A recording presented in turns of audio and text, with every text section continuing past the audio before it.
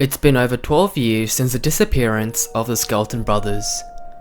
They disappeared without a trace, and even today, more than 1 decade later, we are left with no answers. Andrew, Alexander, and Tanner Skelton were born in Michigan to Father John and Mother Tanya.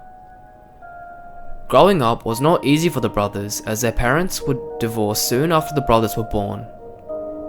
After the divorce, Tanya and John would receive shared custody of their children. The boys were spending Thanksgiving in 2010 with their father. However, Tanya was scheduled to pick them up the very next day. However, she had stopped hearing from John. Growing concerned for her kids, as John had taken them to different states unannounced, Tanya decided to pay John a visit.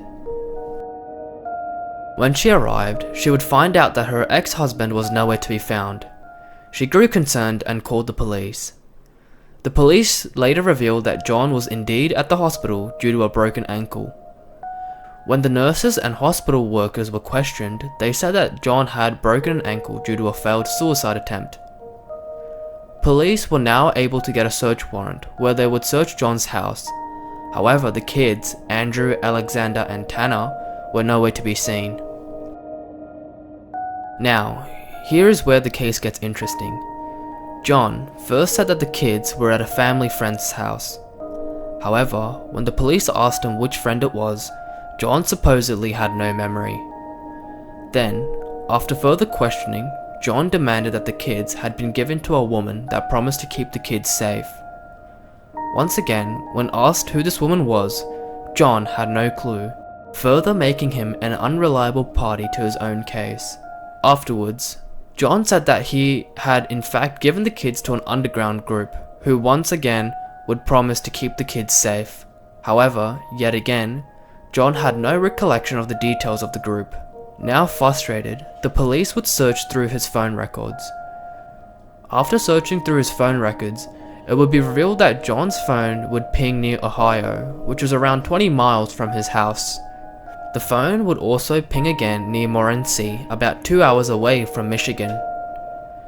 Although numerous search parties consisting of the population, police rescue, and family members of the brothers would be formed, nothing would be found. The police would also bring out K9 units to help with the search. However, once again this would bring up no leads. Afterwards, John would be arrested. John Skelton is currently in prison at the Bellamy Creek Correctional Facility in Michigan. Although he has not been charged with the murders of the children, he was sentenced to 10 to 15 years in prison for unlawful imprisonment. It would also be revealed that 2 months before the kids' disappearance, John Skelton would take his kids out and try to flee to Florida, where his parents had resided. John was denied parole in August. However, he will be eligible to try again in 8 more months.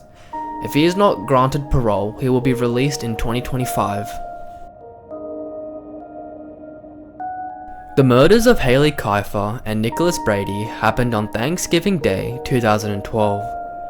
On that fate-deciding day, Haile, who was only 18, and her cousin Nicholas, aged just 17, would make the mistake of breaking into a home in Little Falls, Minnesota. The home, belonging to Byron David Smith, would be the last time Haile and Nicholas would be alive. Smith was never married and lived alone after retiring from the US State Department. On the morning of the murders, Smith stated that he had driven his vehicle down the road and visited a neighbor of his. About an hour later, Kifer and Brady would break into the home of Smith. Upon leaving his neighbor's house and entering his own, Smith would turn on a recording device that he owned. He heard the window upstairs break and Brady climbing in. This was captured in the audio recording through that device. Smith then would wait for 12 minutes until Brady had walked unknowingly into Smith and his shotgun. Smith shot Brady, making him fall down the stairs. Then Smith fired another one, this time to Brady's head.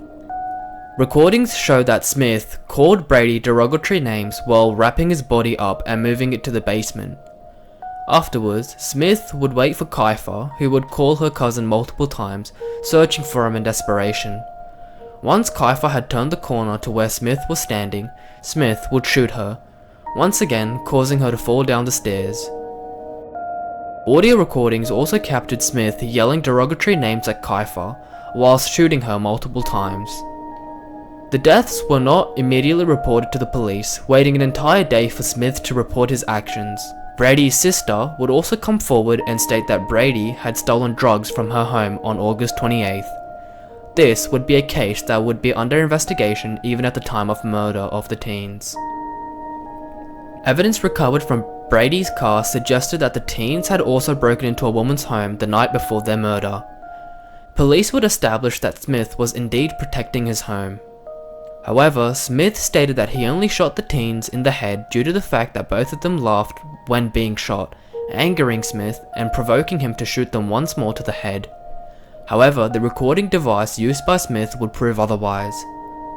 Legal analysts would state that although shooting burglars is fine, Smith would use excessive force as he would shoot the teens after they were in a paralyzed state.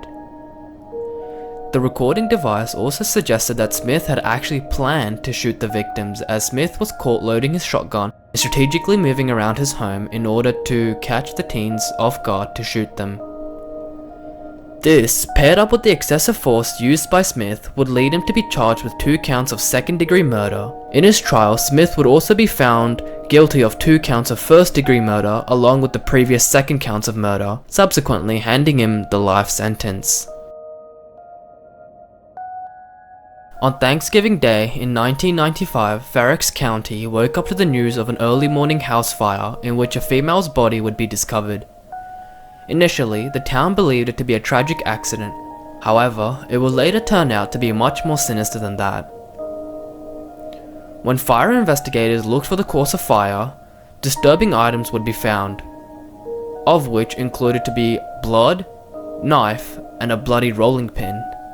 It soon became clear to the people that this wasn't any tragic accident. This was a murder. A murder that had taken the life of a 20-year-old Ann Harper who was visiting home from college. I didn't notice anyone breaking or entering the structure, so we were not looking for the boogeyman. We were looking for someone in the world of this family, said former detective Jeff Miller. Matt Harper, the brother of Ann Harper, told police that his family and some friends had gone out to dinner that night in preparation for spending the next day cooking. Afterwards, he stated that he and Ann had gone to watch a movie with some friends. Matt also stated that he would drop off Ann at home and Matt would leave to spend the night at his girlfriend's house. At around 2 a.m., police records showed that the Ann residents had called them due to the house fire. An autopsy revealed that Ann had not died from smoke inhalation, rather stab wounds. It was also revealed that she had suffered blunt force head trauma. Investigators then theorized that the house fire had not been started to kill Ann, rather to destroy the evidence and be used as a cover-up. They also believed that the fire had been started to kill Elizabeth Harper, the mother of Ann Harper. It was later found out that Ann Harper had visited her ex-boyfriend. Eventually, investigators found her ex-boyfriend. However, he was cleared as he had many strong alibis. Eventually, with no active leads, the case went cold. Later, the same retired detective, Jeff Miller, had visited the case of Ann Harper. This time, he recounted that Matt had visited his mother in hospital, however, he had no shoes on.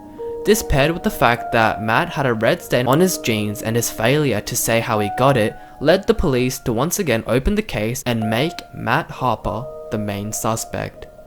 After a few years, the investigators would be able to gather enough evidence to believe that Matt Harper would be responsible for the death of his own sister, Ann Harper. The motive is believed to be financial, as Matt had a history of making false insurance claims and was struggling with money. Ultimately, Matt Harper would be sentenced to 35 years in prison.